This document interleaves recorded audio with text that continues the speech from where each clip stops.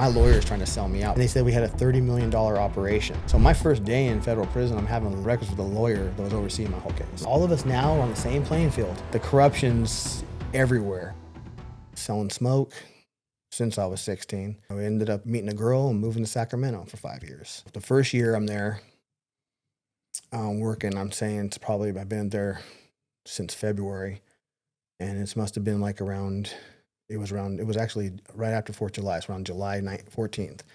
I got into an off-road vehicle accident, popped my intestines, lost half my blood, almost died. We're an hour and a half away from the nearest hospital. Off-road vehicle, like a four-wheeler or something? A Rhino, a Yamaha Rhino. And what'd you do, hit a tree or something? No, I got up early because me and the guy that worked the grow, we get to take every other week or every 2 weeks or something. We get 1 week off of the month. We get to go home. Mm-hmm. So I was in Central California. So 1 week I get to go home, see my lady, see my, whatever, go home, handle bills. But it was my week to go home. So I got up early in the morning, 5:30 in the morning or so, got on the Rhino. The back tire was bald and low on air. So I filled up with some air, got onto the Rhino, started driving, and the roads just hug the mountain. And as I was coming around a corner, I was probably going a little too fast. I hit a, how there's like washboard and stuff that the rain makes into the dirt. Mm-hmm. So there was a groove. The back tire caught the groove. And when it caught the groove, it started pulling me. And I felt the thing shifting like it was going to fall. So I stepped on the gas and tried to correct it. It wasn't going to happen. So I grabbed the roll bar and I was going to throw myself out. But when I was doing that, I felt like Michael Jordan when he said everything slows down. Mm-hmm. It was like everything was going at like it was crazy how slow things were going for me. And in that moment, I was like, what if this thing lands on my neck? I don't throw myself out far enough. So I pushed myself back in. I landed on my ass with my legs out. The bar came down and hit me right in the stomach. So my first reaction was literally, I remember saying to myself, I popped my bladder. And I crawled out from under it. I was embarrassed. I tried to flip it back over. I couldn't pick it up. It was heavy. So I went about 10 feet in front of it, laid down on the grass or whatever it was. And I go, am I in poison oak or poison oak? And I was like, I better get up. So I get up and I walk 10 feet above where the thing flipped over, lean up against the mountain. My buddy comes flying around the corner and he goes, what happened? How'd you get there? So now he throws me. Well, I walk into his truck. At this point, I'm in shock, but I'm still can move. Walked and got into his truck. We drove back to the cabin. I'm sitting there. I walk into the cabin. I lay down on the bed, and I tell him my feet are going numb. And so out of nowhere, this guy Vic shows up, which he never comes over. This guy never, ever, ever shows up to this part where we're at, this cabin. And he sees me. He goes, you need to get him to the hospital. He's dying. Mm-hmm. So I get up, grab a gallon of water, walk myself right back into the truck, get in the truck. We drive down the mountain, about an hour and a half to the hospital. We get to the first town. My buddy doesn't have gas in the truck and he doesn't have money. So we ran into someone at the gas station, gave us $10. We put that in the gas tank. On the way to the next town where the hospital is, it's actually Howard Memorial Hospital, which is where Seabiscuit, the owner of Seabiscuit. Have you ever seen that movie? Yeah. So his son died from the same accident I was in. He took the truck and he rolled the truck. Mm-hmm. So he made a hospital up there for this. So I show up to that hospital. I had drank half a gallon of water. Should never done that. You ever seen the movie No Country for Old Men? Yeah. Remember when they were in the truck scene when everyone got shot up and the Mexican guys were in the car and they're going, agua, agua. You think you're thirsty when you're actually dying. Right. So it's like the cartoons with Bugs Bunny when they drink and the water starts pouring out the holes. Yeah. It was literally pouring out of my intestines into my body, which was poisoning me. Right. And we get to the hospital. I get out the truck. I walk about 10 feet. I lean against the wall till I can't go no more. He runs in. They come down with the gurney. They bring me in. They're pushing on my stomach, asking me where it hurts. Out of the corner of my eye, I see a curtain drawn around. And I go, what's going on over there? And they said, there's a little boy that got the little boy's daughter, or excuse me, the little boy's sister was taking the baby out of the car seat, dropped it on its head. So they had the baby in this little curtain drawn over here, and that's the last thing I remember. I woke up, I think the surgery was like 10 hours. I had hoses coming out of me every which way. And first thing I said when I woke up was, what happened to that baby? And they said, oh, they flew to UC Davis and it's fine. But it was like my brain wasn't even thinking about me. Mm-hmm. I don't know if subconsciously I was trying to distract myself, but that's just where I was at. And then the whole situation, when I did wake up, my mom was there. So my buddy, he went home, which is a 5-hour drive from where we're at, gets the call that I got in an accident, picks up my mom and my ex-girlfriend at the time, my girlfriend at the time, and drives them back. So my mom is at the edge of my bed, nodding off. She's a addict. Right. So I start screaming, who let this fucking bitch in here? I was livid. It was just like, I was embarrassed. It was just too much for me to take. Later on, I calmed down and I had to realize my mom was there for me. And that's the most important thing. But it took me a second to actually bring it down a notch before I went to that point. That's the first year I was there. The second year I'm there, that's when the feds came in with the Blackhawk helicopter. 6 undercover white Mustangs. Don't know how they even got back there because the roads were not made for low, I don't know, the muscle car, I guess, what do you call it? They weren't made for that, but they had 6 undercover white Mustangs. We had built a cabin. That year, we built a new cabin for us to stay in. Because before we were sleeping in pretty much tents and in an old cabin we called the shit B cabin, which was basically rat infested until we bleached the walls and stuff. And it was basically a shell, and that's where we first were at. So then this year we built a new cabin, and as I was watering the gardens, it must have been like 6:30 in the morning.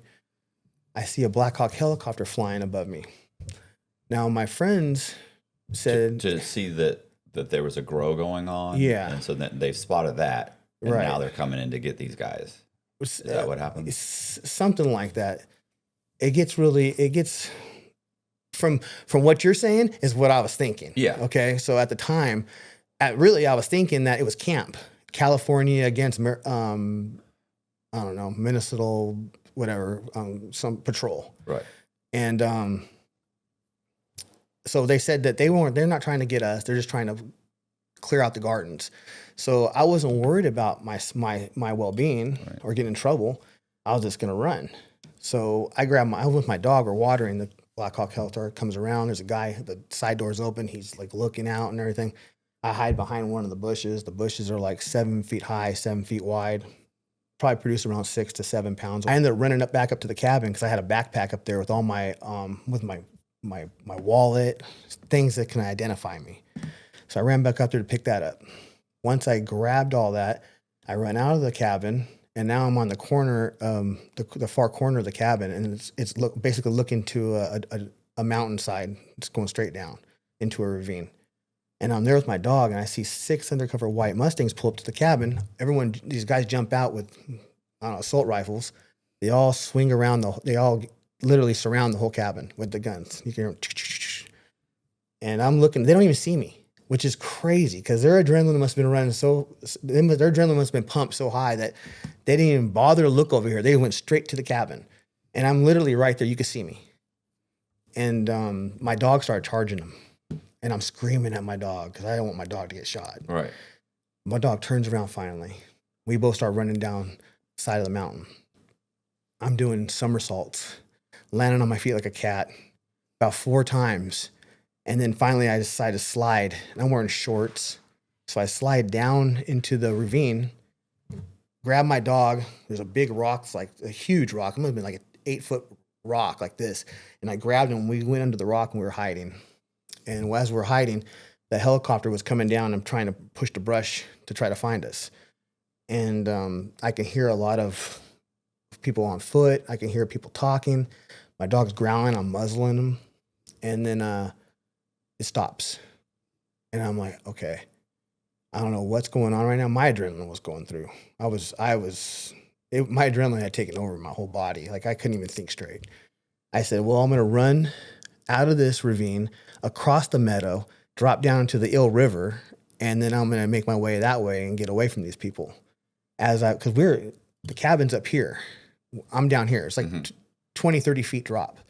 I'm thinking they're not down here. Well, there was another cabin across the way. They were already there, and I didn't know this. So there was more of them than I thought there was. So when I came out of there and started running across the meadow, I heard clack, clack, clack, clack. You better stop. We're going to shoot your dog. So I stopped. I turned around slowly. They said, leash your dog and come walk towards us. So I did that, walked towards them. They took me to the cabin that was down below. They sent me there. They're rummaging through my backpack. They're taking pictures of me and my dog from all angles. And they're talking with each other. And one of them asked me, is there anything in this backpack that you guys want to put on your discovery, that you want, for your belongings? Again, I couldn't think straight. I was like, no. But I had a Gucci watch in there, and I had a $30,000 ring this Indian lady from an Indian casino gave me. They took that. I never seen it. They kept it. So you had an opportunity. Right. And then they take me, handcuff and shackle me. I tell them if they can leave my dog inside the cabin so someone can pick him up. So they put the dog in the cabin. Little did I know, I found out later, they maced his ass. And he wasn't aggressive. Right. But he might have been growling, though, because he was protective of me. So they put him in the cabin. They drove me to the top of the mountain to the first cabin from the year before. They told you that was like a shell.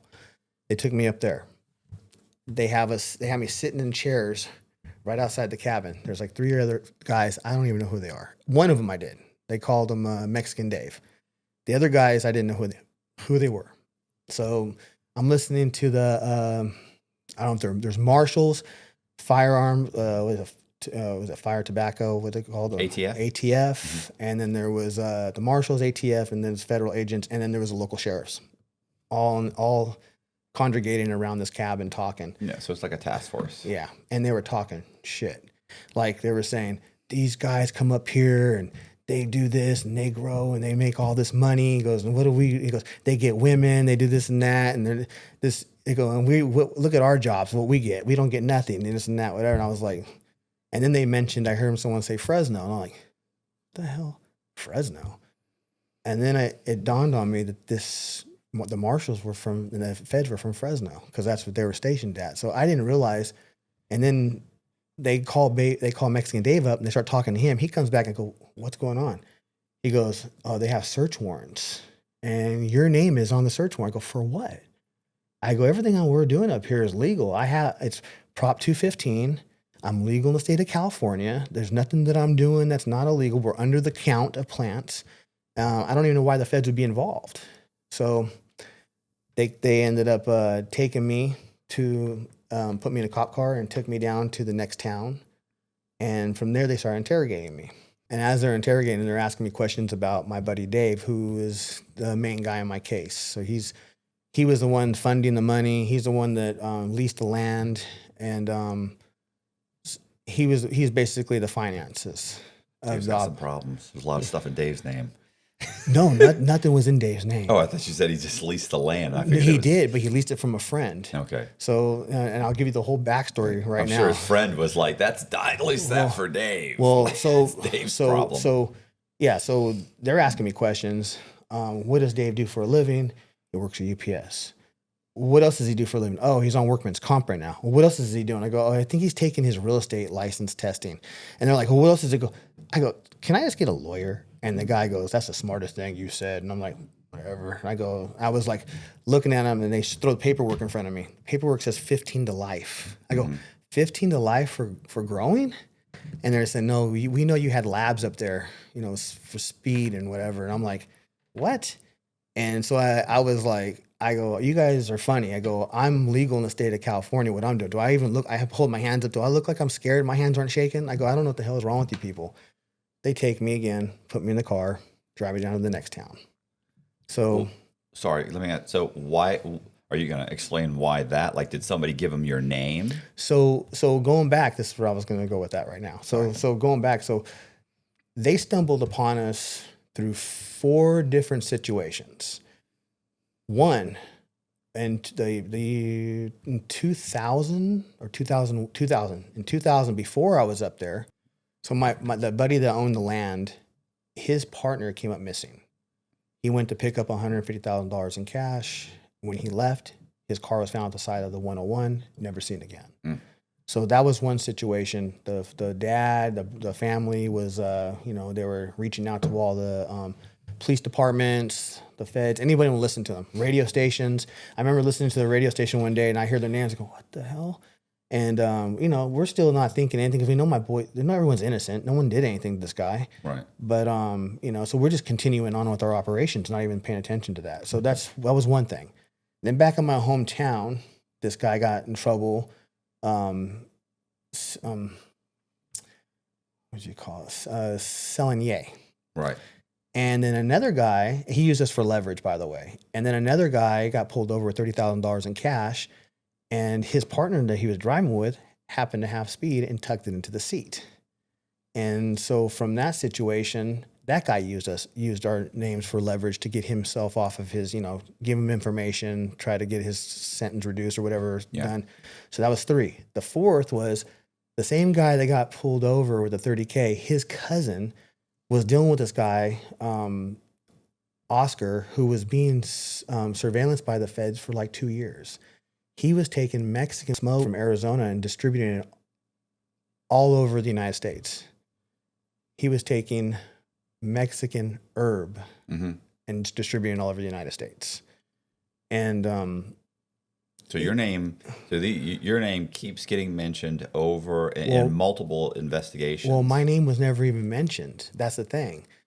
My phone wasn't in my name. It was through those people that were talking. My name was brought up.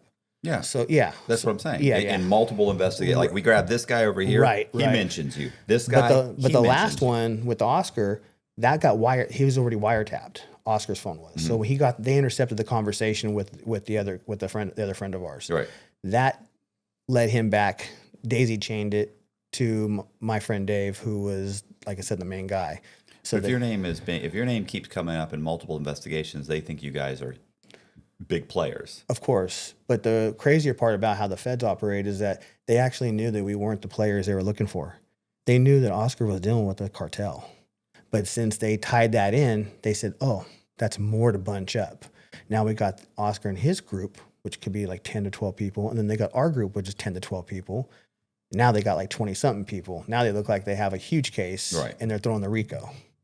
So this is kind of how everything snowballed and how they kind of basically stumbled upon us accidentally, I always say. But I mean, who knows if it was accidentally or not. But then they ended up sending, like I said, the task force for speed up to Mendocino to bust a grow. They didn't have. They had the informants. They had people following us. They had wiretaps, and then they had girls going to festivals with us that we didn't even know. They were hanging out with us that were informants, and all that. They still didn't have enough. They still had enough information. So the prosecutor told the judge that we had labs up there, and that's how they got their search warrant. So it was just kind of, I don't know. It was when you're legal in the state of California, and you're still, even to this day, it's illegal with the feds, no matter what. So this is why I call, by the way, my book, which is what I'm here for today. Anyways, my book that I wrote, it's called Catch 420 for that reason. Because it's, it's a catch 22, but it's not really a catch 22 because it's about, the... You're very clever. Smoke law. Yeah, right. So yeah, that's pretty much how that came. All right. Yeah. If I'm playing with my words, is because we're how you say it? We're trying to make sure we stay monetized. Monetized. Thank you. Yeah. But so yeah, that's how they came across us, and then I had to deal with the whole process after that, which was insane. Took me from Ukiah, California, where when I got to that jail, another friend of mine who was working with us, he was at his home in Ukiah. They showed up to his house. He has 2 kids, his wife, 2 dogs, and they basically rushed the house. I mean, they thought we had weapons. They just, I don't know what picture they were painted, but they really thought that we were huge, and they figured out we had nothing. And they ended up sitting his wife and him on the couch while they searched the house, and they were talking to him, chatting it up like they were buddies. And then they ended up taking him to Ukiah jail, and that's when I got there. I seen him there, so I was like, I'm seeing a familiar face finally. So I'm starting to I feel a little more comfortable. But I was rugged. It was, you get busted, you're running, I'm bleeding. My legs are bleeding from sliding down a mountain. I'm just like, I'm out of breath. I'm filthy. And on top of that, I hadn't showered in like a week. So like my arms were like black. There's no shower in the cabins? No. There's a shower, but you have to get the water pressure going and stuff. So again, I was getting ready to go home. I was getting ready to go home that time too. The second year I was getting ready to go home. And then my buddy, the one that was already home, supposed to come back, asked if he could stay another week. And that's why I was there. Otherwise, I wouldn't even been there. And it would have been a better deal for me because then I wouldn't have been caught on the property. Right. But that's where I was at when they caught me. So. So what happened? What does your lawyer say? So I'm the only one that had a appointed attorney, a public pretender, whatever you want to call him. And everyone else had high-powered $30,000, $50,000 lawyers. They got their lawyers from San Francisco, from Tony Serra, who's a government activist, who is a very famous lawyer. He's represented like Huey Newton of the Black Panthers. He's represented the leader of the Ku Klux Klan. He's represented the people that actually had something to do with Ted Binion from Binion Casino. He was representing Barry Bonds at the time for the Balco case. And then he ends up, my friends all got lawyers from his firm. And Tony at the time was like 74 years old. We show up they take us from Ukiah to San Francisco, me and Freddie. That was the guy I was in the cell with in Ukiah. They take us to San Francisco, and we're going through the process there. When we get to go see the judge, Freddie had an attorney from Tony's law firm already on retainer. So we asked for her. Another lawyer that was from that same firm overheard us talking. He walked over because he knew she wasn't there. He ended up representing both of us to the judge. And the judge is asked, where do you want to fight this case? You want to fight it in San Francisco? You want to fight it back in Fresno, Central California? Well, Central California is conservative. San Francisco is not. We'd have better chances in San Francisco. So we said San Francisco. So they ended up sending us to Santa Rita County holding facility for feds and for state. And we're sitting there for 2 weeks, going back and forth to court and stuff. And then finally, everyone had homes to put up, property. I didn't. So they did a signature bond for me, and it was agreed upon. So, but the prosecutor back in Central California, she had till 3:00 that day to deny it, and I'd have to go through the whole process again. So we all go back to the holding cells at Santa Rita, going through that before we get to our cells. And as we're in the holding cell, a guard comes in and he starts calling names. So there was 1, 2, 3. There was 4 guys plus me. They called all their names except me. So I watched them all walk out, and they're all looking at me with the saddest face because out of all these guys, maybe not all of them, but I'm one of the least culpable. No, involved? they would think that I'm the one that can take jail as good as the others, probably. You know what I'm saying? They thought you couldn't. Oh, okay. They thought you weren't prepared. They're like, that's out how of all of us, this is not the guy that needs to be here, right? Or is going to do well. Exactly. So why? I mean, are they all big tough guys? No, or? I have no family. Okay. I had no representation. Right. Like the odds were against me. You know what I mean? It's like, so they just looked at me like a weak link. Mm-hmm. And they were scared for not just me, scared that I was going to say something on their account too. So, which didn't happen. But you guys need to put some money on my books. You guys need to start taking care of me. Yeah, that didn't happen either.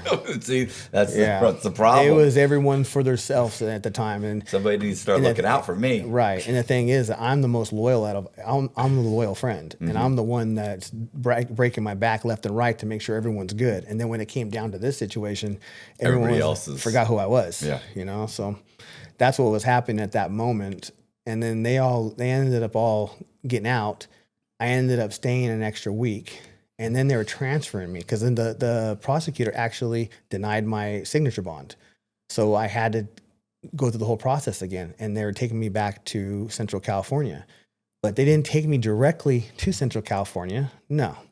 They made it like I was a mob leader, and they don't let people follow their movements. Basically, they're moving me places without telling anybody where I'm going. Right. So I ended up getting I'm going to go to Travis Air Force Base, getting on a Conair. There must have been 300 inmates on this thing, shackled and handcuffed. Everyone's going to a different location. I don't know where I'm going. So they ended up, I heard the plane flies for about 45 minutes, then it's touching down somewhere, and I'm like, okay, I don't know where we're at, but it doesn't seem like I was too far. We happened to be in, I think Victorville maybe, or Edwards Air Force Base, somewhere in that area. They call my name out finally. I'm thinking that I'm going to get on one of these buses, and I did, but it wasn't taking me to where I was going. It took me to Bakersfield, California, to a holding facility. The day that I was leaving Santa Rita, I started feeling something on my side hip. And I showed my cellmate, and he goes, that could be it was like a scratch or something, but it was itching real bad. He goes, that could be a brown recluse bite, or that can be staph infection. Mm-hmm. And me being ignorant at the time, I'm like, hey, no staph infection, so I don't know what a staph infection is. So I'm just like, I'm not dirty. So I ended up, when we get to Bakersfield, I was telling the nurse about it. And she said, you'll be fine. We'll give you medication. So I get to my first pod. There's like 30 inmates in this pod. And one of these guys comes over, starts talking to me, asking me all these questions of what I'm here for, this and that. And I was already told not to tell people too much information because people like to gather information and then turn around and snitch on you about it. So I was just kind of like being real weary with them. But then I said, hey, have you ever seen this before? And I showed him this thing. He goes, that's a staph infection. And so I went back to my room. And then about 10 minutes later, he comes up there, he goes, hey, you need to go hit the buzzer and tell the guards that your life is being threatened right now because you need to get out of here. So I did that because I didn't know, but obviously it spreads. Yeah. And so I go and I do that. They put me in a waiting area outside, like a basketball court or something. It's freezing, and then they put me in another pod. And as they're taking me to another pod, they said, "Don't tell anybody what you got. We'll have meds to you in the morning." And so okay. So then I started getting on the meds. And then a week later, they sent me to Fresno, California. Did it get better? Oh, no. Okay. Not till I got to Fresno. That doctor started giving me more meds. It went from a small to a hole. It was pussy. Mm-hmm. It was shooting all the way down my crotch. And then it basically ate a hole in me. And then all my boxers, they gave me, which is really crazy, they're all white boxers, blood stains on all the boxers until it finally cleared up and went away. Okay. But I still I definitely have a little bit of an indentation on my hip where it was at. But it's, that's something that I would never want to have again. That wasn't a fun situation. But I was there in Fresno, and I ended up getting the cell that I was in with the main guy, David. He was already there because he was in Fresno when they found him. So he's in Fresno in the Fresno County Jail. I show up. As I'm going in, he sees me. He's pacing back and forth. He's acting psychotic, right? But so I get in there, and then he sees me and gives me a hug and everything. We go and we start talking. And at this point, I had been in the system now for almost a month, like 3 weeks. I lost 25 pounds in that 3 weeks. So I looked really smoked. And he started giving me top ramen, started giving me food. And a week into that, I got out. My ex-girlfriend, because we had broken up about 3 months prior to me getting in trouble. Her family put up a house for me to get out. So I could fight my case on the outside. I got out the day before my birthday, and that was amazing. So that's kind of how all that went down. So you got out. I mean. So I got out to fight my case. Right. Which I ended up with, I'm going through pretrial, and I'm dealing with the guy. They gave me a lawyer, Phil Cherney. They were like, this guy. Public defender? Yeah. Federal public defender. Yeah. They were telling me, they go, when I got to the pretrial, the lady goes, "Oh, you got a good lawyer." I said, "I do." She goes, "Yeah." And she names, and I go, "Okay." And she goes, "Did you ever hear about the Dana Yule case?" And I go, "Yeah, he murdered he hired someone, and they went in, they murdered the family so he can get the inheritance." Mm-hmm. And she goes, "Yeah, well, he represented Radovich, which was the guy that helped him." And I go, "Yeah, didn't that guy get life in prison?" He's like, "Well, yeah, but he didn't get the death penalty." I said, "Oh, okay." Is that to win? Yeah, to win. So it went from that, and then I was going to court, and then all the lawyers would gather and talk. They would all talk. We'd all congregate in a room afterwards. Only time I could hang out with any of my co-defendants, we'd all congregate in a room together with our lawyers. Your lawyers had to be present. And there was a couple guys, this guy Joey, the one I told you that got busted with the yay, he had a lawyer because they brought him in on the case. He would never go to that room. And then the other guy that got pulled over the 30K, he would never go to that room. Right. So they're cooperating. They're cooperating right off the jump. And so we kind of knew this. And then as everyone's talking, Tony Serra, the lawyer, he comes over to me and he says, "Hey, look, we're going to have your lawyer follow suit with all of us. You're going to be fine." Going back, I don't know if I said it already, but Tony was so famous they made a movie about him. Right. And it's called True Believer. And James Woods plays Tony. Robert Downey Jr. plays the assistant. This is how famous this lawyer is. I don't know if it's California or what, but in the lawyer world, he's a very well sought out lawyer. Right. And I think we did a podcast interview of him. He was 92. Whoa. Yeah, he was 74 or 75 when he took on our case. So we interviewed, and he was still fighting cases in his 90s, which is wild. Didn't know what else to do. Not ready to retire. No, he's sharp as a whistle. He looks very fucking not gonna be very sharp when I'm 70. I'll tell you that. I'm already fucking. My mind's already slipping. I see these guys in their 70s and 80s who are sharp as fucking tacks, and I'm like, fuck. I'm already fucking slipping. That's I can't remember shit. What were we talking about? Exactly. Thanks for coming by. Yeah, so Tony tells me if he's going to follow suit and everything. 8 months later, as we're fighting the case, Tony goes away to federal prison for tax evasion to Lompoc prison camp. Yeah, that'll happen. Yeah, 4 months later, I pled out 15 months. But then they took me to, I went to a probation officer first I did the debriefing. Mm-hmm. Didn't give them any information on that. They were pissed, dude. The debriefing was wild. I'm sitting there. My lawyer's trying to sell me out, by the way. He's already went from 15 to life to 10 years to 8 years to 4 years to 2 years, 8 months. I'm going, there wasn't even any, the things were barely flowering. There was not even no bud on anything. It was like, it made no sense to me, but they weighed everything with the soil, the plants, and they said we had a $30 million operation. I was like, $30 million operation, I would have retired last year. Mm-hmm. I wouldn't even be doing this. So this is how they're coming at us. And so anyway, I go to the front of then I go to the I had to do a PSI report. Right. You know what that is? Of course. Do I know what that is? Right. I could write one. Right. So the PSI, well, I didn't write mine. I could do yours. Yeah, I had a paralegal do mine. So she did it like, I always tell people, remember when you were in 5th and 6th grade, you had to do a state report. She did it like that, like laminated. Everything was like, it was so on point. When I sat there in front of the probation officer, he'd ask me a question. I go, that's on page 8. Mm-hmm. He asked me a question, that's on page 10. And he's flipping through it. And he's just like, he shuts it. He goes, this is the best PSI report I've ever seen. And I go, this is my life we're talking about. Because you don't even understand. I go, people come in here, didn't do any of it. I had to sit there, ask the questions, and write it down as we're going. We're here for hours. Well, most of the time, the PSI person just comes in and questions you right then, and you just tell them the answers, and they write up the report. But your lawyer said, "Nah, we're." Well, they handed me the paper way in advance. Oh, okay. So I had it already, and I called my friend who was a paralegal, and she just gathered all, okay. gathered my information, and she did it all and labeled everything. I mean, it was categorized, it was everything, color coordinated. It was pretty impressive, I had to say. And I wouldn't even know that until I sat down with that probation officer and what he said. But they were like, as they're reading it, him and my lawyer's over my shoulder, and he goes, "Well, so you're telling me it says in here you were conceived on acid?" I go, "Yeah, my mom said that I was conceived on that." She was on acid at the time. Right. And so they're like, wow, all of a sudden they start softening up.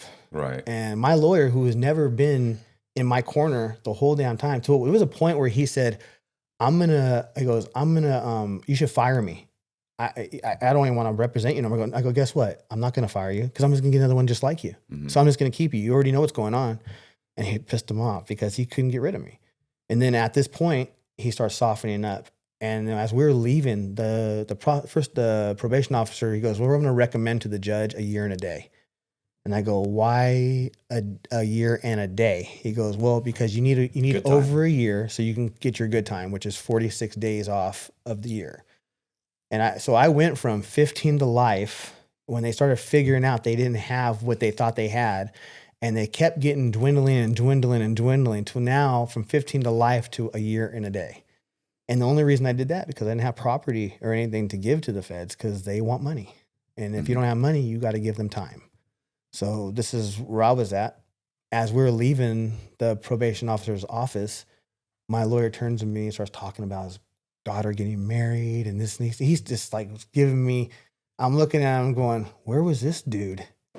He would call me and I'd be trembling every time this guy called me. I didn't even want to answer the phone because it was always something like, okay, they're going to give you 8.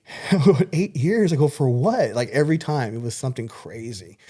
He even brought me into a sit down at a table, all these people in here. I didn't even know half of them. And he was going to have me sign for over 4 years. And I looked at him and said, "I ain't signing nothing." And that's when he got mad. He said, "You need to fire me." I said, "No, dude, I'm not firing you, but I'm not signing nothing." And so I ended up with a year and a day. What happened to your dog? My dog. I'm sorry. So no. I'm less concerned about you. No, I'm still worried about this fucking dog they tied up and left in a fucking. You see that right there? Yeah. That's my dog's collar. And so he passed away in 2017. So during the time though, he went from the cabin, he broke out the cabin, ran all the way around the mountain, 4 miles to the other side of the mountain to the cabin that he was actually born in. And my friend Randy was there. And then so when I go to Santa Rita, I called up my godson's mom because she's a vet tech, and that's who I got the dog from. And that she was married to Freddie, the one we met up in Ukiah, and they took us to San Francisco together. She was married to him at the time. And she tells me, she goes, I went up there and I picked up, my dog's name was Sonny. Went up there and we picked up your dog. He's fine. He's getting acupuncture right now. And I'm going, fucking California. I go, I'm in jail in some orange scrubs, and my dog is getting acupuncture right now. I'm dying of fucking staph. Right. My dog's laid out getting massages and acupuncture because he's stressed. He's stressed. I was like, this is great. So yeah, so that's what happened with him, and he ended up staying up in the mountain with his mom and his dad, his real dog siblings. Right. And he ended up staying up there with them, and well, the whole time I did when I went away. Right. But it was tough. Where'd you go? Oh, sorry. Go ahead. So yeah, so after I did my year and a day. Where'd you do a year and a day? Well, I'm going to say that right now. I was going to say, well, first of all, you've already been locked up the whole time. If it's time served. County. It's only a month time served, though. It's only a month. I've only been locked up for a month. Oh, because you got out. I got out. You got out. The ex's family put a house up for me. Oh, okay. Yeah, I know. I remember. I still, for some reason, thought you had been locked up a considerable amount of time. No. It was just a month. And then I get out and I fight my case, and then I get a year and a day, and then I had to turn myself in. So my turn-in date was they were trying to give me in September. My birthday's beginning of October. So I asked them if they can give me more time to get my finances, gather my stuff, whatever, together. And they said, yeah. So they said October 6th. I was like, perfect. So I didn't have to spend I got out the day before my birthday to fight my case. And I went in after 5 days after my birthday. So I was really happy about that. And where did you walk yourself in? Did you? So I walked myself into Lompoc, California. and that's where Tony was doing time. So my first day in federal prison, I'm having breakfast. I'm having breakfast with a lawyer that was overseeing my whole case. Right. You know, you can imagine this. Counselor. This is why I say there's so many layers, Right. you know, to this story that it just sounds so intriguing that it can be a movie. It's just there's just no way. It's like if you've seen a movie like this, you go, that's all made up. No, this isn't made up. I do have a question. So, I mean, as soon as you go in, you're such short time. Did they put you in immediately for a halfway house? No. They never put you in for a halfway house? I went in halfway house after 8.5 months. I got a month off for time served. Yeah. I got a month and a half off for good behavior. Right. So then I had 8.5 months to serve there, and then a month of halfway house. So it added up to a year and a day. Okay. So, but I tell you what, before they changed the rules there, because they put a RDAP program into Lompoc. Before they had the RDAP program, and they didn't have the RDAP program, they could have asked me, do you want to spend your last month here, or do you want to go to halfway house? And I would have been like, I would do my last month here. I had a routine. Yeah. You know what I mean? I was comfortable. I was halfway fine. House, plus halfway house just in general sucks. When I got there, it was black mold. It was disgusting, dude. It was the worst. It was the worst situation. I was lucky and fortunate enough to have a friend of mine who had a job waiting for me. So I had talked to the people in charge of the halfway house. They said, usually we don't let nobody leave the halfway house for a month before we let them go get a job. And I said, I'm only here for a month. Right. I go, I have a job lined up. You guys take 30% of my check. I go, wouldn't it be beneficial for you guys to start getting paid for me being here? So within 4 days, I got to leave, and I would stay gone until I had to come back. I would never, if I left at 5 a.m, I wouldn't be back till like 6 o'clock in the afternoon. And so I didn't spend the least amount of time at this place because it was disgusting. I really wish I would have spent my last month in federal. Plus, there's a lot of staff members. Like, if you're in prison, I always tell these guys, like in federal prison, state prison, it's different. In federal prison, you don't have to have a lot of interaction with the cops. You know what I'm saying? You don't have a lot. I'm like, you see them, but you don't really have to talk to them. Right. You don't have to. They're not yelling at you all the time. They're not there. So very little interaction, unless maybe you're going to see your counselor. When you first get there, and then maybe a few months later when they put you for a halfway house. Whatever. Right. But it's very, hey, what's up? Yeah, this is what's going on. You're putting me. Okay, yeah, I'll sign here. Okay, thank you. And you leave, and you don't. But you go to the halfway house and they're fucking on you all the time and want to clean and count and do this and do that and come over here and piss in this cup and do that. God, you guys are sign in, sign out. We got to search you. It's like, Jesus, this is nonstop. I mean, that's how it was at the halfway house where I was at. It was just they were on us all the time. Like I said, I was fortunate enough. I'd come in when these guys were pretty much, one of them would get off shift to be a girl working. And it wasn't hard. I couldn't, obviously, like for instance, I had to put bleach in a water bottle because my room was so nasty, and they won't let you bring that stuff in there.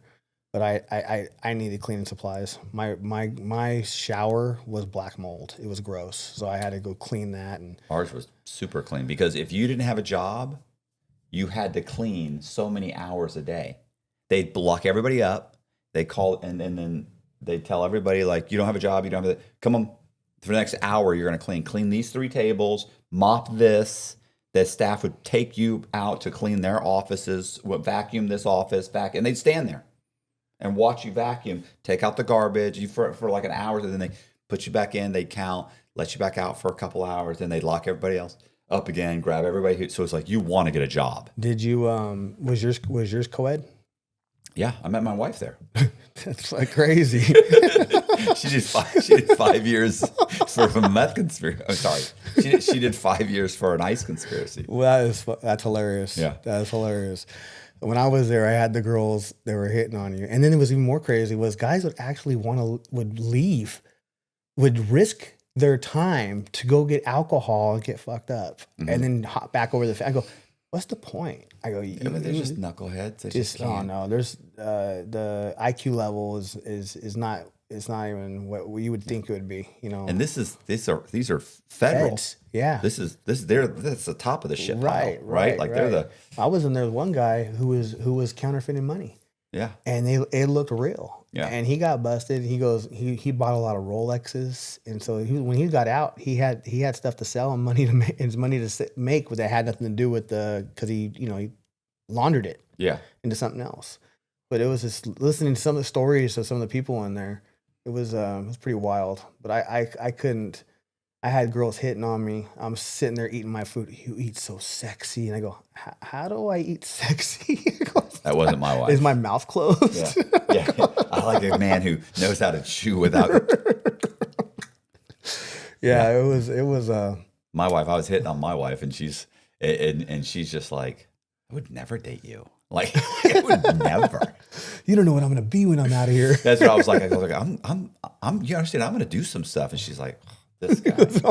She'll tell me, and she'll be like, I thought you were so full of shit. You're like, no, I got a bunch of books I've written. I'm gonna figure out how to self-publish them. I want to do some kind of a true crime, like a true crime podcast. Like, podcasts are big. Like, I don't really know what that is. I've never been on YouTube, right. But people told me. I read some articles. What's a computer? Yeah, I'm like, I don't. This is an iPhone. Like, I'm hitting the fucking thing. And okay, no, swipe, Matt. Swipe like a caveman. Swipe. What do you mean swipe? Oh, and they're like, no, gently. It was horrible. But I'm telling all this, and she's thinking, head it. Yeah, she's thinking, this guy is so full of shit. She'll tell you, she'll go, oh, I thought you were so full of shit. Like, you didn't write any books. You're not gonna do what you don't even got money on your books. Yeah. What are you talking about?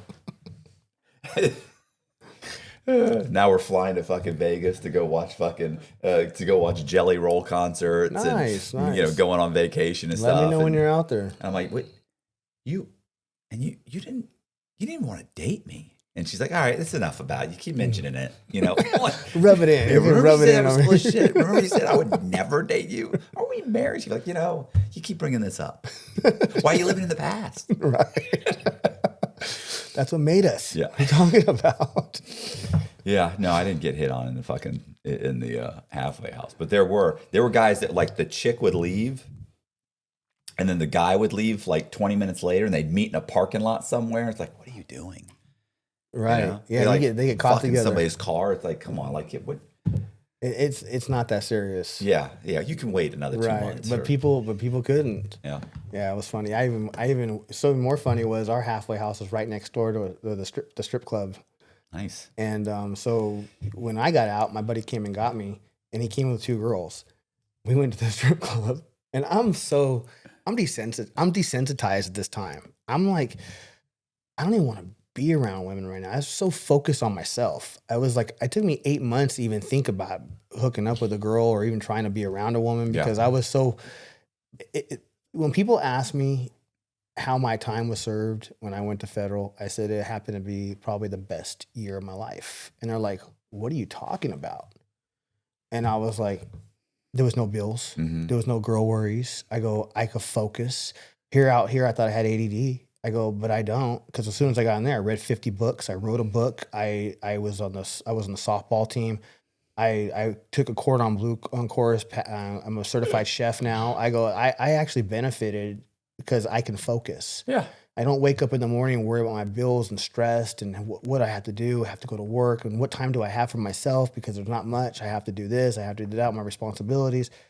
When you're in there, it's just you and it's all about you. Mm-hmm.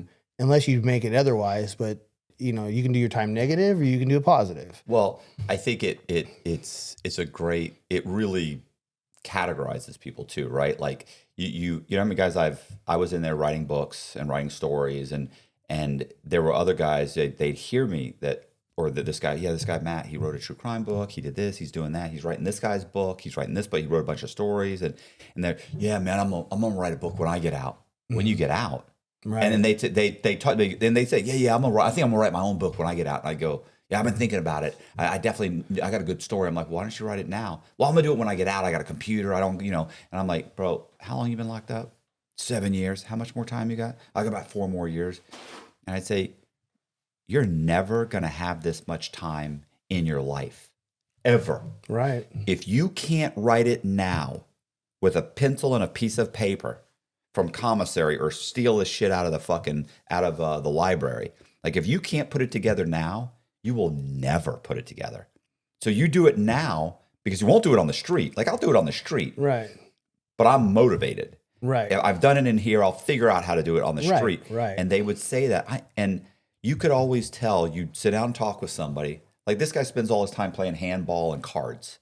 You know, you're not going to do anything on the street. You're going to go right. You're going to be selling drugs. You're going to be back here in 2 years.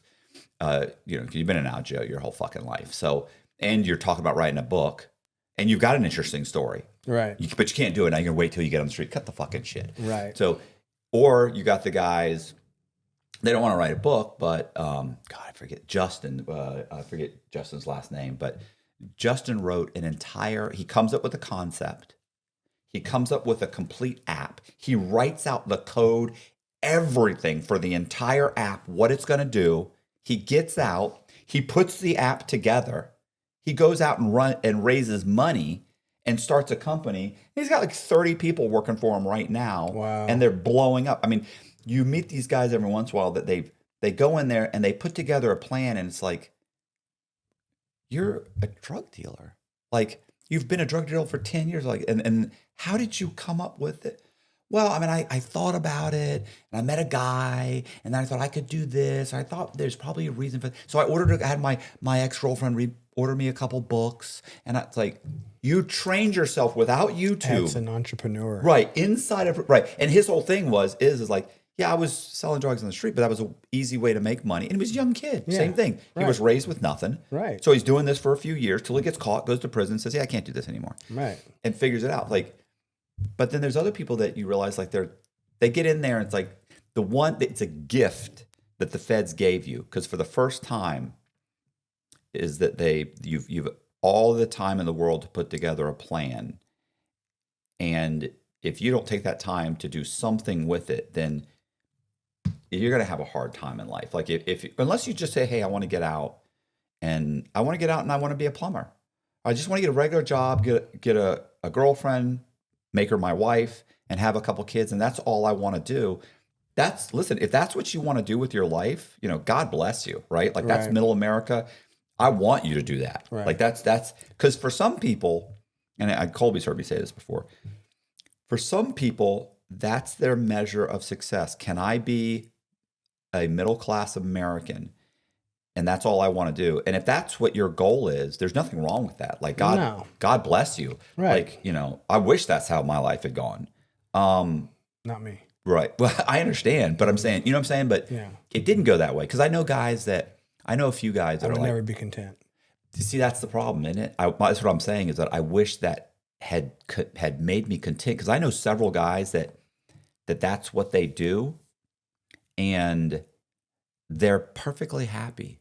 Like they're the happiest guys I know. And I know guys that have millions of dollars and Lamborghinis and all the vehicles, and They're not they happy. drink every night. Yeah. They don't really spend any time with their kids. Right. They're super unhappy. And you're like, you're worth fucking $30 million. You should be fucking ecstatic. They don't. I know a guy right now, he's probably worth $30 or $40 million. Tons of real estate. Single. Kids don't talk to him. Ex-wife hates his guts. He's extremely unhappy. You're worth fucking $30 or $40 million. They take it for granted, but they forget what it's like not to have. Right. I think that guy would benefit from throw him in jail for 4 years, get his fucking head straight. He'd be he'd probably get out and be happy the rest of his life. I was in there with a guy named Lance Malone. He was a city councilman in Vegas. He gets there. And we're talking about, you know, this guy has Subway sandwiches. He has all kinds of things going on. His wife's the head of one of the casinos. Like he was doing very well. Yeah. Got in trouble because the mob actually used him for leverage and said that, you know, he was basically, they threw his name in the mix when they probably threatened him to do what he had to do. Right. And then they turned around and snitched on him. So that's how they got, you know, their sentence reduced. He ends up getting 5 years. Shows up in camp. You don't get a pillow. You got to figure out a way to get a pillow. You got to figure out how to make a pillow.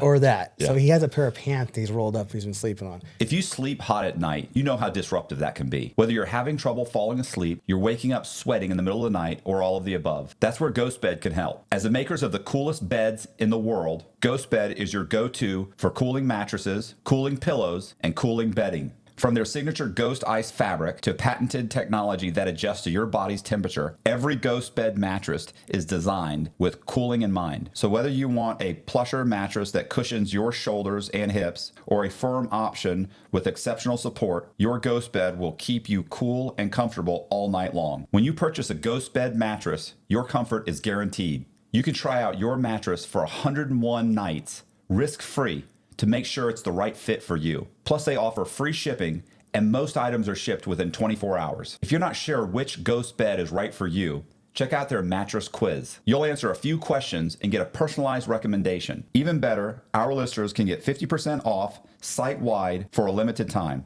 Just visit ghostbed.com/Cox and use the code COX at checkout. Again, that's ghostbed.com/Cox with the code COX at the checkout to save a whopping 50% off site-wide. Well, I'm there. I already got the gist of this place. And I've been there at this point. I'd already been there like 6 months, maybe 5. So when someone was leaving, hey, can I get your pillow? And they're like, yeah, sure. So I get their pillow. So then when people would show up, and if I liked you, here, bro, here's a pillow. So I gave Lance a pillow, and he looked at me like I just gave him a gold brick. Like he was like, he was just, the look on his face just said it all. You're talking about a guy who's had everything given to him, you know, whether he earned it or not, but on the outside, he wouldn't even talk to me. Do you know what I mean? Oh, yeah. It's like, but on the inside, when you hand someone a pillow, they're looking at me like I'm a god. And it was crazy to see the reactions because we're all of us now are on the same playing field. It's a great equalizer.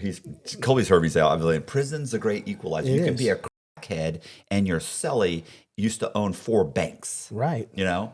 What's great too is that crackhead's never going to be in the same room with that guy. Now they can have conversations. Right. Like it's a chance for you to elevate yourself. Right. Of course. You should be learning while you're there. And honestly, that billionaire, it's probably a chance for him to realize, hey, I'm lucky. Humble. Yeah, humbling. Humble. This guy was raised in the projects, never left the projects. His mom's a crack whore. His dad's in and out of prison, never really knew him. All of his family members in and out of prison, never left the state. You know, I got it pretty good. You know what I'm saying? Like it's humbling. 100%. Like, hey, even with the guards that are there, the guards aren't getting paid nothing. Yeah, those guys getting paid. The state gets paid. The correctional officers of the state get paid 3 times the amount as a Fed agent. Really? Yeah. No way. Yeah, not in Florida. Well, maybe in California. Because California's outrageous. But the feds were only at the time $30,000 a year. That's what they're getting paid. Oh, yeah. What year was this? 06. Yeah. So when I was there, the starting salary was 35. 35. You don't even have to have a high school education. Right. You just had to be. They gave you 18 months to get a GED, and you could get it extended. So there were guards that they'd been working for 3 years and still hadn't got their GED. But the starting for a state, it matters what state you're in, is around 60. That's insane. And so it's like and then every one of us inmates at that time was worth about $40,000 to $45,000 on books, each one of us. So of course they want to fill it up. Almost prisons are what do they call it? Privately owned. Even though they're being, like almost like subcontracted out with the feds or whatever they're working with, state, whatever it is, but they're owned by private entities. So it's a lucrative business, pharmaceutical and prisons. Those are your number 1 and 2 in the United States. Yeah, I was gonna say I know a guy who has a couple $100,000 on his books, and then the warden will like bring him in and say, "You've got to move this money." Like, what are you doing? Before he went in, he had it set up so one of his retirement plans would just send money. And he's like, they keep mailing the check.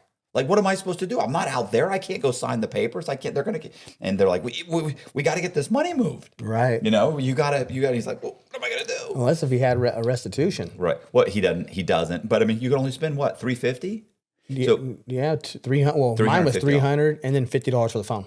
Yeah. It's like $350. Yeah. So he, it was not him, but what I was going to say is, what we did? We would do, we get a pillow, and the pillows that you can eventually get are just crap, right?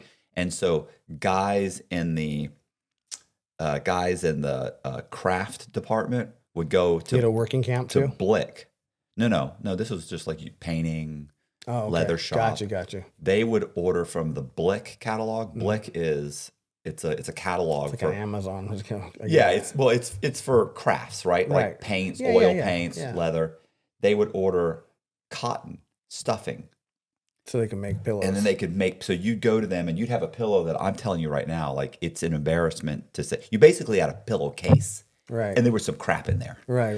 And you'd go to them and be like, bro, I need a pillow. And they'd be like, God, that's going to be at least $10 worth of stuffing. That's 4 books of stamps. Oh, exactly. And that's when they you got to give me 4. I'll stitch it up. It'll be perfect. I'm going to order. It's going to take a month and a half, and you get it. And then you get this stuffed good pillow.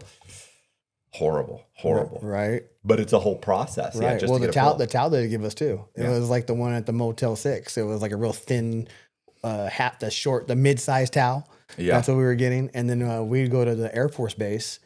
And because I was electrician on location, Oh, so you guys had we had a truck, so we can take off. Oh, you weren't even in prison, bro. I was in a camp. I know, but I was in a camp. That's what I'm saying. Oh my God, dude, we had a truck, and our whatever you want to call it, I guess it'd be our office, was off near the medium. Mm-hmm. So me and my partner would get up in the morning, we'd drive over there. Our boss would be there. He's a correctional officer, and Mr. Manfredi, and we would sit there, and he literally has his feet up on the desk doing nothing all damn day.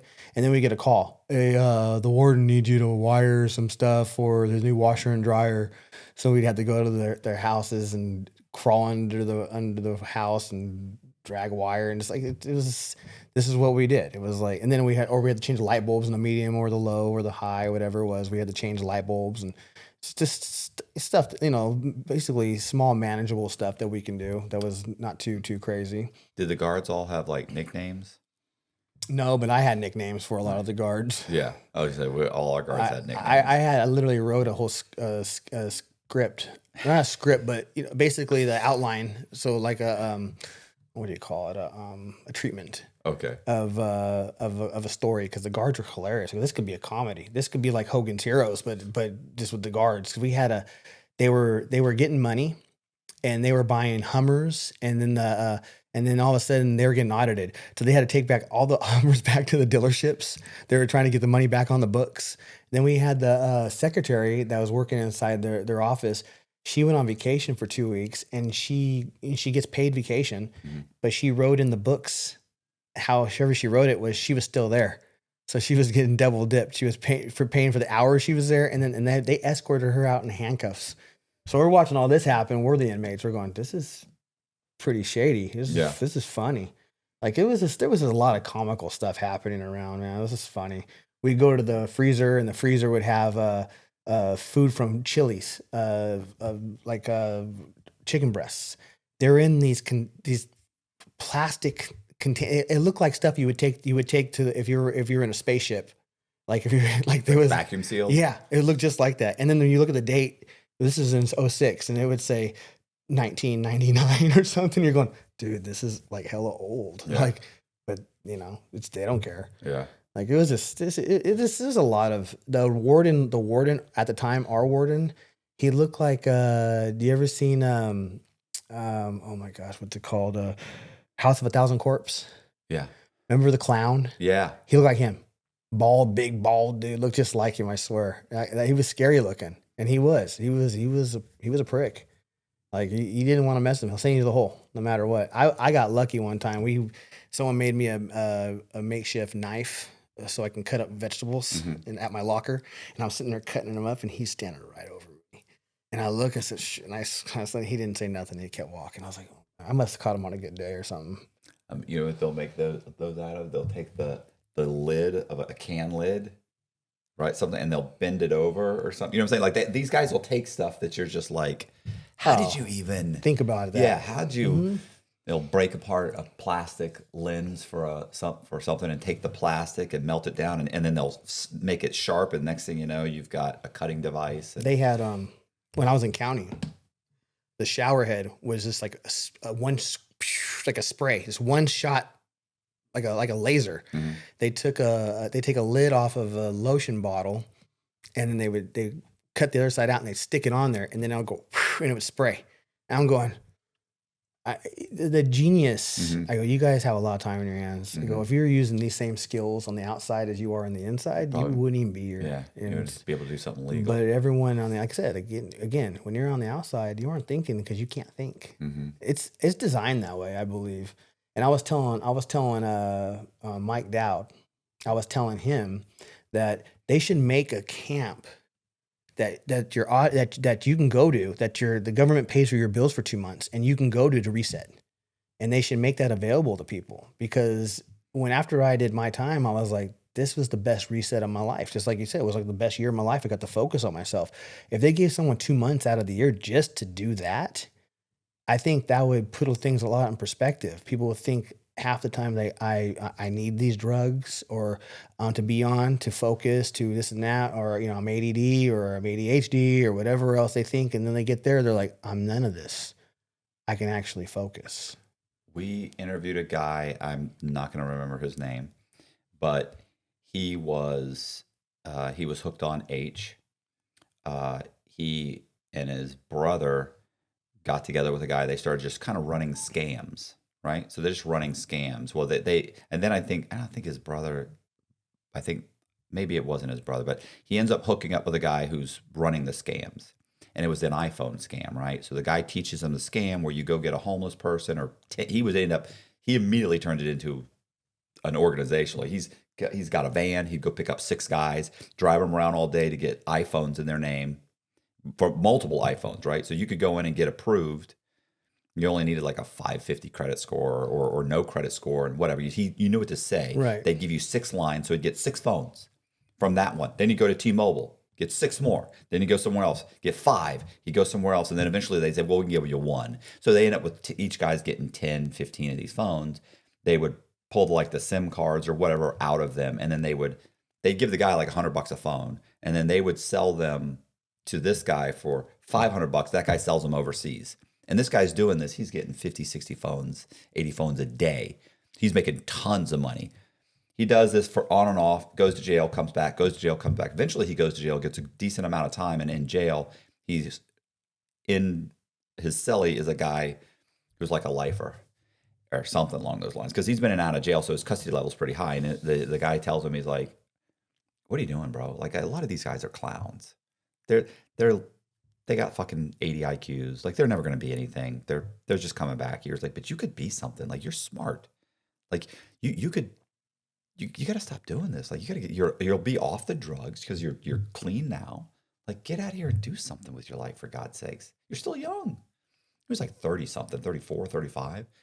He gets out, he goes back to school, gets student loans, goes to school, gets a BA, goes and then ends up getting his degree, an engineering degree, gets a master's degree, goes to work for Elon Musk and SpaceX as an engineer. I forget how many years he worked there. He works for another place now, because when they went from California to Texas, right, they were going to give him like a $50,000 bonus or something to move. And his wife didn't want to move. She's like, "Come on, what are you?" He's like, "Talking about? We're going to the moon. I mean, we're going to Mars. Like, what are you talking about? This is great." Right. And the guy covered with tats, but he ended up taking a test for. So she said, at least trying another job. So he went and he took a test.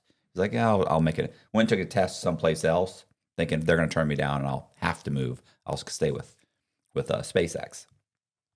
Immediately they offer him the job. Boom.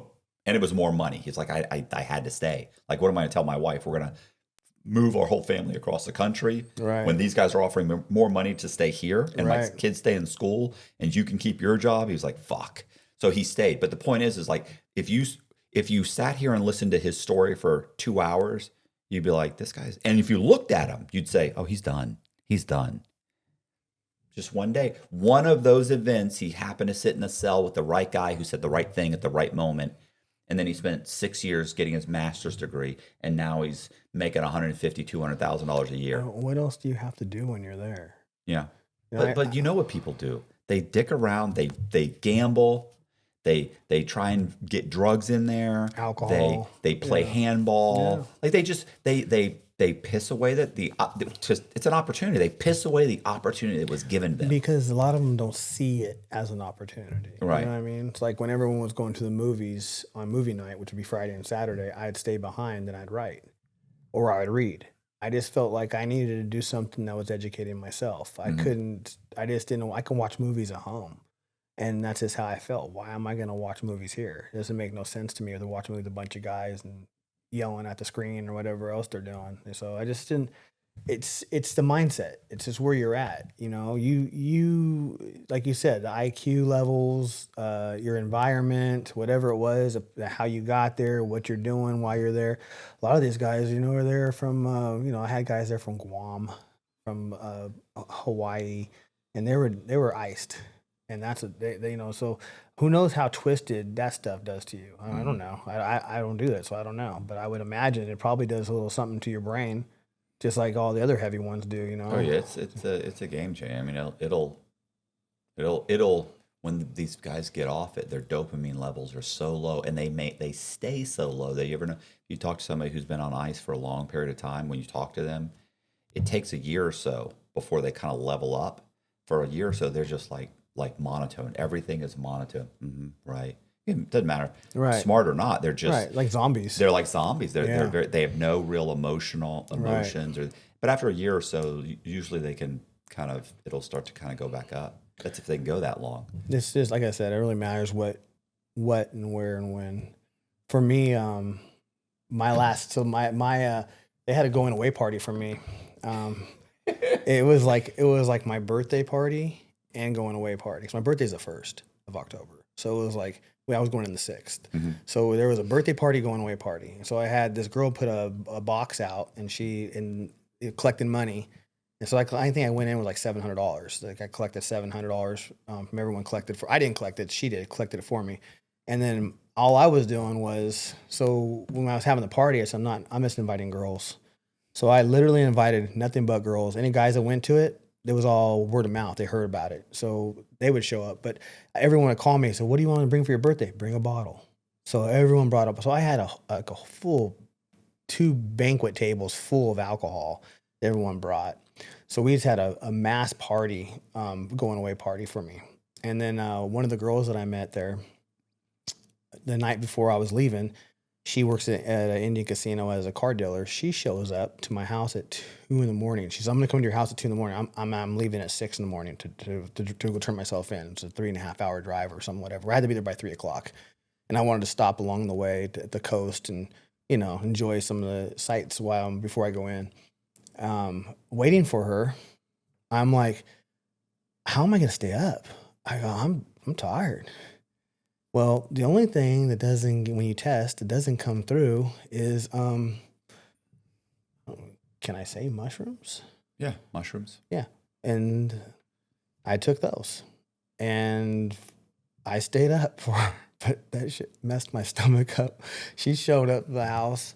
We're going, this is my last hurrah before I'm going away. So Right. We're messing around. I had to keep leaving. I didn't tell her I was on them. I had to keep leaving gas blowing at the bathroom, coming back.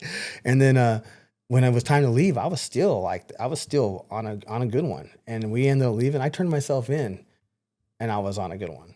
So it was like, the people ask, you turned yourself in, you were on mushrooms. So yeah, I was quarter deep. Right. So, it's that's not a game changer. It's not a brain, but I really did feel after a year of pre-trial and then whatever else I was dealing with, I can't remember. But it had been so long since I did anything that I wanted to do something to escape the situation. But it was an experience to step into because when you turn yourself in, you don't go straight to the camp.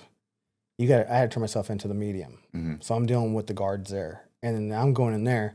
As I'm dealing with the guards there, they're going to exchange my clothes. They're going to give me my jumpsuit, whatever they're giving me, the shoes. It was greens there. We had greens. So we looked like army guys. Yeah. And boots and everything. So, and I was going through the process over there. They're emptying my pockets out.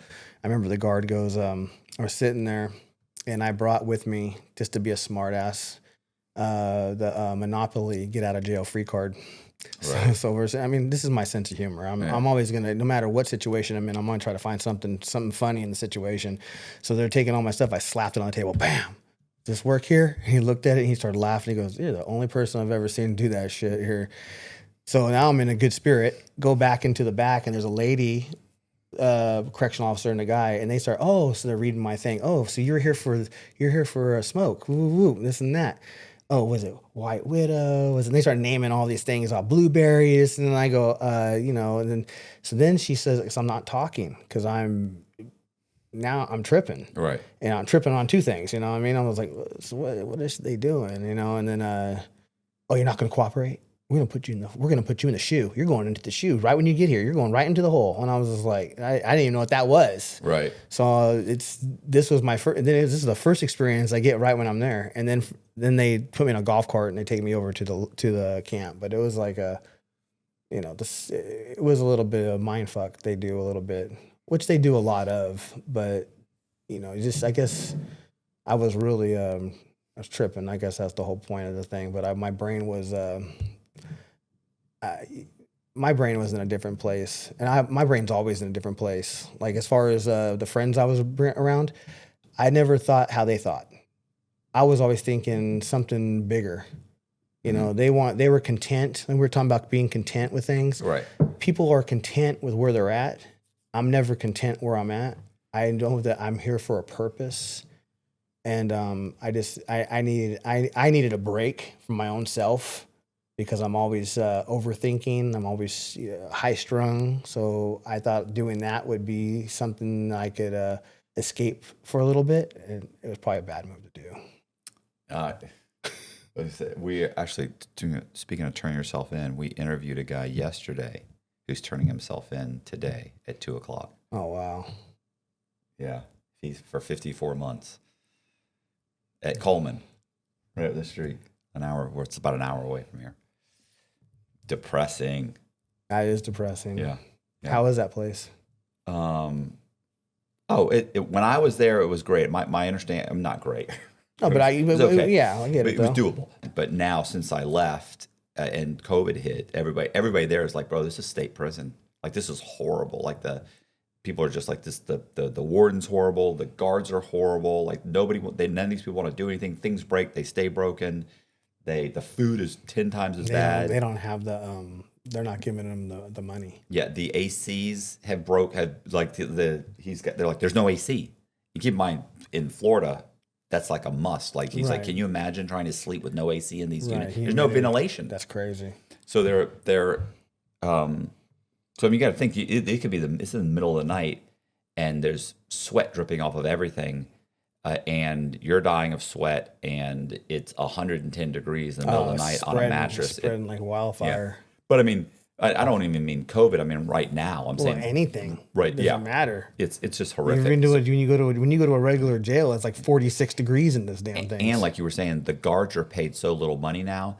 Drugs are everywhere because the guards are bringing in drugs. Right. They're bringing in cell phones. They said every time they have trying to make money, they'll find 100 fucking phones. Right. When I was there, I bet you there weren't 4 phones on the whole compound. Right. Now it's 100 phones in every single cell. Like it's just state prison. My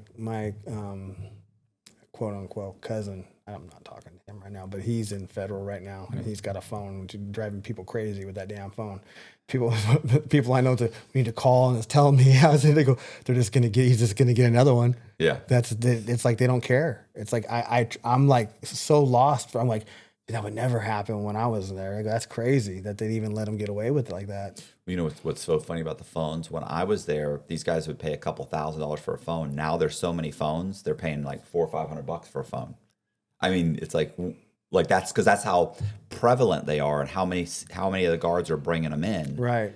So, it's in the drugs. It's just everywhere. It's so just when I was there, the guards would get your budget.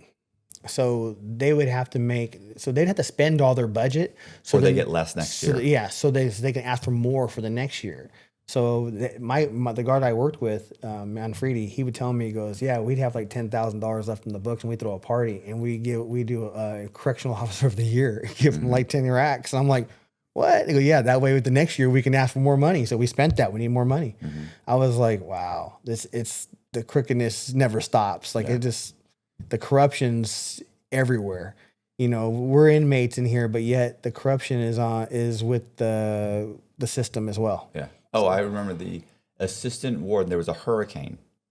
Now that some of the roofs had gone bad, right? And it was like leaking inside some of the units when I was there. There would be like all these, leaks in the ceiling, right? Like the drywall, there's holes, and there's a bucket sitting You guys here. get the hurricanes out here too? Yeah. Well, I don't know if it passes this Florida? part. I know Florida does. Florida gets hit. But I don't know if it goes what parts. I know. Yeah.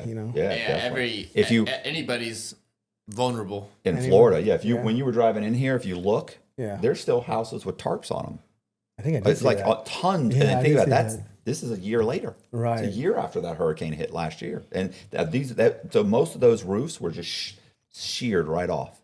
Anyway, so there was a hurricane when I was there. A month or so later, the assistant warden's walking around with her assistant, because the inmates really are running everything, and she's walking around, and she would go into the like the lead, what do they call them? The main guy in each unit has a head orderly, and she's walking around, and she's like, okay, this leak right here, and they're photographing. She's like, that happened during the hurricane. And he's like, that's been here 2 years, and she goes, no, that happened during the hurricane, because FEMA was paying to replace all the roofs. Right. So she's walking around saying, the fence here was damaged. The fence has been, what are you talking? It's been like that for, no. Yeah. The hurricane. So you're actively working with other inmates. Right. Who are defrauding FEMA right now. Well, because you people spend the money. But FEMA was defrauding everybody. Right, I understand. But my point is like the fraud in the government is... It just rolls downhill. It's like everyone's doing something. They said when there was a new warden that got to Coleman one time, and he was like, look, the tree line is approaching the fences, right? Like it's getting closer and closer. And he said, we need to get somebody out here to trim all of this. And so they call around, they call a couple of tree people, right? Yeah, a couple $1,000 a tree. Yeah, and first they call up and they go, look, we need to pull these things back by about 20 feet. Can you come out and give an estimate? And one of the guys that they call, he said, I'll absolutely, as soon as you guys cut me that check for $40,000 you've owed me for 5 years from the last time I trimmed them back. Wow. And because what can you do? Who do you sue if the federal government doesn't pay you? I mean, and so these guys are like, oh, okay. They hang up the phone and call the next guy. Who do we get next time? We'll get another guy to come out and trim them. To their defense, they can't. They don't even have the pool. You know what I mean? Whoever's making the calls, he don't have the pool. He just wants to get the job done. No, I understand that, but I'm saying like that's how like they're just. It's just, it's just such a broken system. Oh no, it is. It's 100%. Like it's almost a guarantee that whoever is running like the cafeteria knows somebody who owns a restaurant. Because I've talked to so many guys that would work there, and they said the trucks would show up, they'd unload a whole bunch of stuff, and then there'd be boxes that are steaks and lobster or whatever, and they'd pull them off and they'd stick them in the truck of the guy who runs the cafeteria, and he drives to his buddy's restaurant and gives them to him or sells them. And every once in a while they'll bust these guys. Right. The guy got, he's been stealing for 10 years. He owns his own restaurant. His family owns a restaurant. He's half the budget of the restaurant is coming from the prison. And it's like, well, of course you're being fed dog food because he's selling all this, he's ordering. And people don't really realize how they literally give like the warden a budget. He's got like a checkbook. Of course. He can pay whoever he wants. Right. So you think, oh no, it can't be that easy. Yeah, it's that easy. Oh, it's that easy. He don't care about it. He don't care about the inmates. He's having friends and family set up corporations. So he can write a check to a corporation for friends and family $2,000, barbecues. $1,500, $800, $900, $1,000. And then at the end of the day, they're like, oh, we don't have the money to replace I know that you guys have 3 microwaves in the unit, but we don't have the money to replace them. Well, maybe if you weren't cutting checks to your cousin Louie, right, for deliveries that aren't being made or whatever. Yeah, the system is really broken for reals. There's not enough money for everybody to go around. No. So they have to generate money somehow. So this is what they do. Yeah. So that's why you pay $2.80 for a Snickers bar.